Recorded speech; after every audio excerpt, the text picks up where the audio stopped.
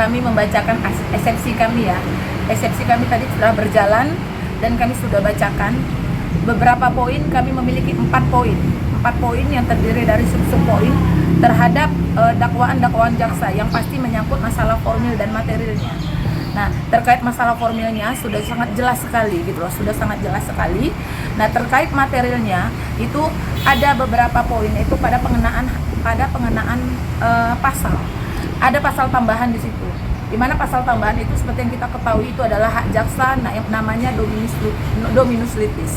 Tapi jaksa sebagai dominus litis juga tidak absolut.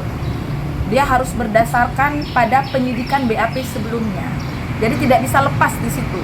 Gitu loh. Bagaimana klien saya untuk siap menghadapi dakwaan jaksa apabila klien saya sendiri tidak pernah diperiksa atas pasal tambahan tadi. Gitu loh. Nah, terus berikutnya terkait dengan proses penahanan, pelimpahan tahap 2. Pelimpahan tahap 2 yang diterima oleh jaksa dari penyidik Mabes Polri itu cacat administrasi. Kenapa cacat administrasi? Dari pihak terdakwa sendiri itu tidak pernah menandatangani atau menandatangani atau mengetahui sama sekali dari pihak kami kuasa hukum dan keluarga terkait penahanan tadi. Tidak ada surat apapun yang diberikan ke kami. Berikutnya di situ ada penjelasan dari jaksa dalam surat dakwaannya bahwa ada penahanan dari masa tanggal 8 Vanessa dibawa ke jaksa, terus ada penahanan sampai dengan tanggal 8 sampai dengan tanggal 21. Di situ dijelaskan bahwa itu penahanan jaksa. Setelah itu jaksa limpah. Sebelumnya tanggal 8 itu ada penahanan dari penyidik Mabes Polri pada tanggal 12 April sampai dengan tanggal di situ disebutkan 12 April. Tapi ternyata tanggal 8 April di bawah. Tanggal 7 April itu di bawah sampai di sini tanggal 8 April. Terus kami pertanyakan, bagaimana dengan satu terdakwa punya 2 tahanan?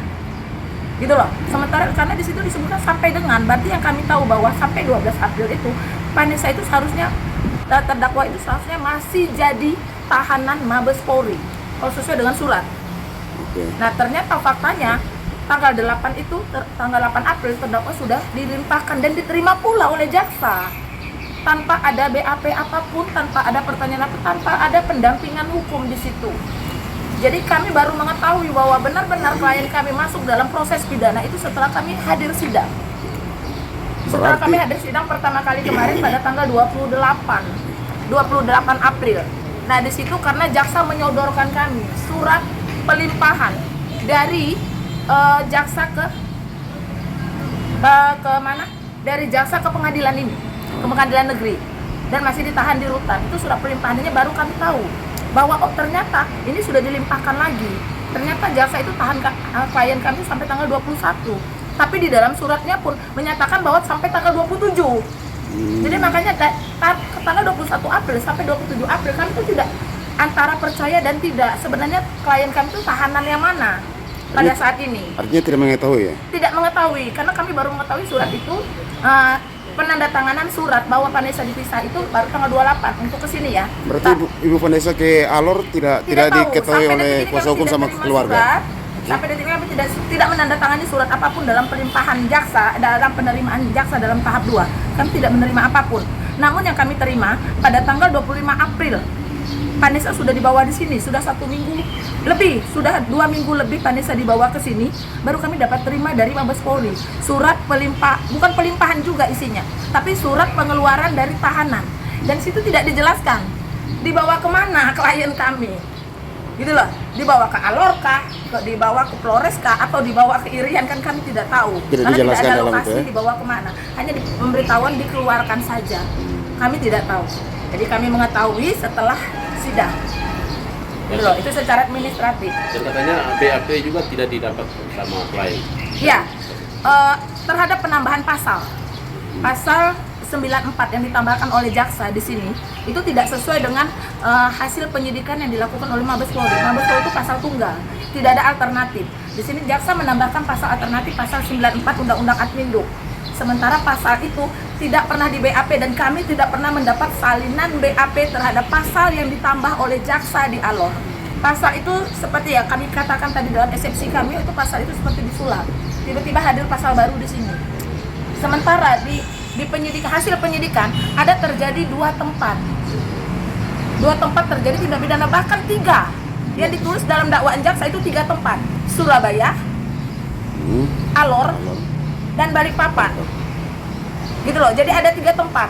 Tapi ternyata faktanya disidangkan di sini saja. Sementara itu ada 3 tempat. Sementara terjadi tindak pidana yang diuraikan jaksa dalam dakwaannya itu adalah Surabaya. Terkait dengan SKP, terkait dengan surat keterangan pindah warga negara Indonesia SKP WNI. Itu terjadi di Surabaya. Dan tembusnya pun terjadinya di Surabaya dulu. Karena menggunakan, disampaikan oleh jaksa dalam dakwaannya, disampaikan dengan KTP dengan nomor yang saat ini dipermasalahkan. Setelah membaca eksepsi tadi di hadapan hakim, Ya, harapan harapan kami kepada pihak majelis hakim ya, bisa melihat dari isi eksepsi kami terhadap, kami benar-benar fokus terhadap kekeliruan dakwaan, baik itu dari formil dan materi. Nah, kami juga sudah merelevansikan ini dengan putusan-putusan Mahkamah Agung. Dalam bentuk jurisprudensinya sudah dijelaskan juga bagaimana kalau dakwaan kabur, bagaimana kalau dakwaan tidak cermat, bagaimana kalau dakwaan tidak jelas, bagaimana kalau dakwaan tidak lengkap. Jadi harapan kami kepada majelis hakim, eksepsi kami bisa diterima. Karena alangkah buruknya satu peradilan pidana, satu proses hukum menahan orang yang tidak bersalah. Lebih baik kita membebaskan 100 orang yang bersalah daripada menahan 1 orang yang tidak bersalah. Terima kasih banyak Ibu. Sama-sama.